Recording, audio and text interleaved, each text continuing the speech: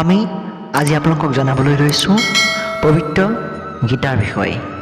গীতা কেৱল এখন ধৰ্মগ্ৰন্থই নহয়, গীতা হৈছে আমাৰ পথ প্ৰদৰ্শক। জীৱনৰ দুখ কষ্ট সমস্যা সমাধান সকলোতে সঠিক পথ দেখুৱাই হৈছে গীতা। জীৱনত কি পৰিস্থিতিত কি কৰা উচিত কি কৰা অনুচিত সকলোবোৰ গীতাত উল্লেখ আছে। মহাভাৰতত অৰ্জুনক নিজৰ বন্ধুৰ স্থান দিছিল শ্ৰীকৃষ্ণই। কুৰুক্ষেত্ৰৰ যুদ্ধৰ আৰম্ভণিৰ আগে আগে অস্ত্ৰ ত্যাগ কৰি যুদ্ধ নকৰোঁ বুলি কৈছিল তৃতীয় পাণ্ডৱ অৰ্জুনে। নিজৰেই আপোন ভাতৃসকলৰ বিৰুদ্ধে অস্ত্ৰ চলোৱাৰ কথা ভাবিব নোৱাৰি বুলি কৈয়ে অৰ্জুনে যুদ্ধক্ষেত্ৰ ত্যাগ কৰিব বিচাৰিছিল। শ্ৰীকৃষ্ণক এই কথা অৰ্জুনে জনোৱাৰ পাছতেই বন্ধুক শ্ৰীকৃষ্ণই কেইটামান বিশেষ উপদেশ দিয়ে। অৰ্জুনক তেওঁৰ কৰ্তব্যৰ কথা সোঁৱৰাই জীৱনত কেনেকৈ চলিলে সফল হ'ব পাৰে তাৰেই বাণী দিয়ে শ্ৰীকৃষ্ণই। এই বাণীসমূহ আমি আপোনালোকৰ মাজত অৱগত কৰিবলৈ লৈছোঁ। বন্ধুসকল, আমাৰ চেনেললৈ যদি প্ৰথমবাৰলৈ আহিছে, এনেকুৱা ইনফৰ্মেটিভ ভিডিঅ'সমূহ পাই থাকিবলৈ আমাৰ চেনেলটো ছাবস্ক্ৰাইব কৰি ল'ব। ব'লক ভিডিঅ'টোৰ মাজলৈ আৰম্ভ কৰোঁ।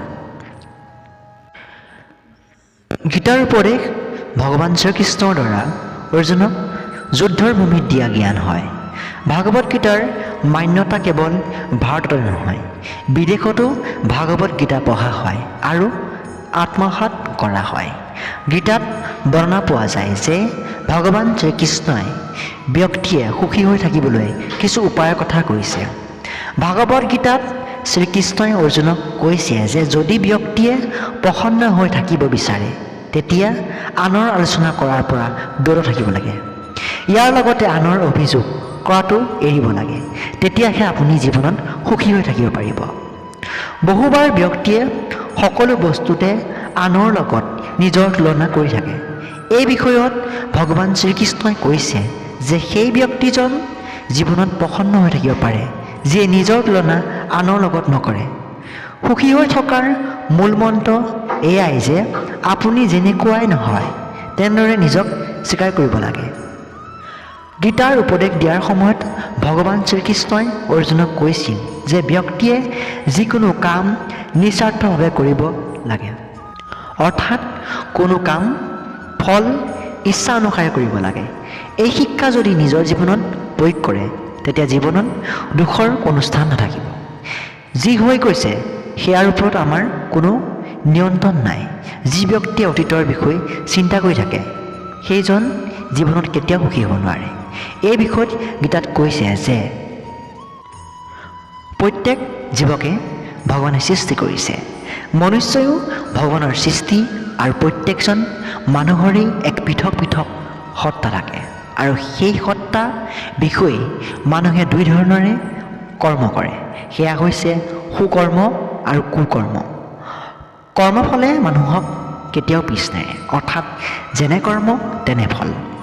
জন্ম জন্মান্তৰে মনুষ্যই কৰ্মফল ভোগ কৰি থাকিব, কিন্তু যেতিয়া বিপদ আহিব সেই বিপদৰ মুক্তিৰ বাবে নিশ্চিত পথ বিচাৰিব জানিব লাগিব।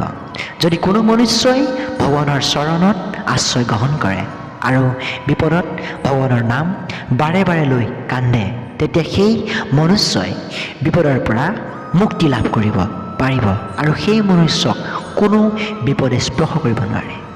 সেয়েহে যেতিয়াই বিপদত পৰা যায় তেতিয়াই ভগৱানক স্মৰণ কৰা উচিত আৰু লগতে ভগৱানৰ শ্ৰীচৰণত প্ৰাৰ্থনা জনাই কোৱা উচিত যে হে প্ৰভু, আপোনাৰ এয়া পৰম ভকতক বিপদৰ পৰা ৰক্ষা কৰক।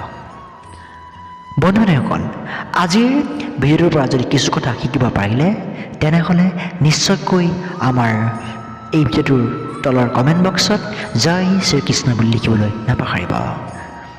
আকৌ পুনৰবাৰ কওঁ, জয় শ্ৰীকৃষ্ণ।